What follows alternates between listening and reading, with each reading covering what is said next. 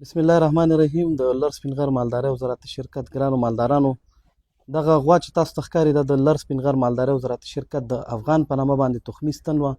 څو کلونه مخکې موږ افغانستان ته راوارد کړې وه او دا د هغې تخمي ستنې څخه زېږېدلې ده. بیا هم دغه غوا ته چې دی همدې غوا ته چې دی موږ د امپاسیبل په نامه باندې تخمي ستن وکړله چې دغه لورې وزېږوله او تاسو به جسامت او د فینوټایپ یا د ظاهري بڼې نه تاسو لیدلی شئ چې د امپاسیبل ټول خصوصیات پکې لیدل کېږي.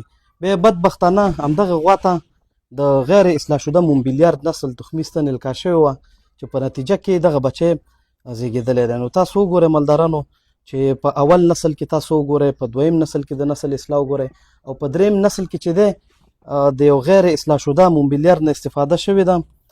نو دغسې یو بچی زېږېدلی دی مالدارانو. نو تاسو ته په ویډیو کې بهتره معلومیږي چې موږ ویو چې ټول مومبیلیارد یو شان نه دي او خالص د کوپکس مومبیلیارد دا وړتیا لري چې د نسل اصلاح کې تاسو سره همکاري وکړي. نو دغه یو د نمونې په شکل باندې تاسو سره یو ویډیو شریکوم چې اول نسل د افغان په نامه باندې و چې اوس بیرته د اوګوټ تخمي ستن ورته القا شوې ده.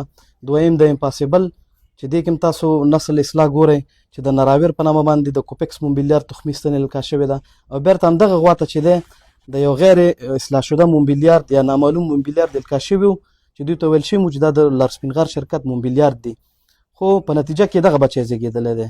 نو تاسو په خپله قضاوت وکئ او تاسو بهتره معلومه شي چې ټول مومبیلیارد یو شان نه دي.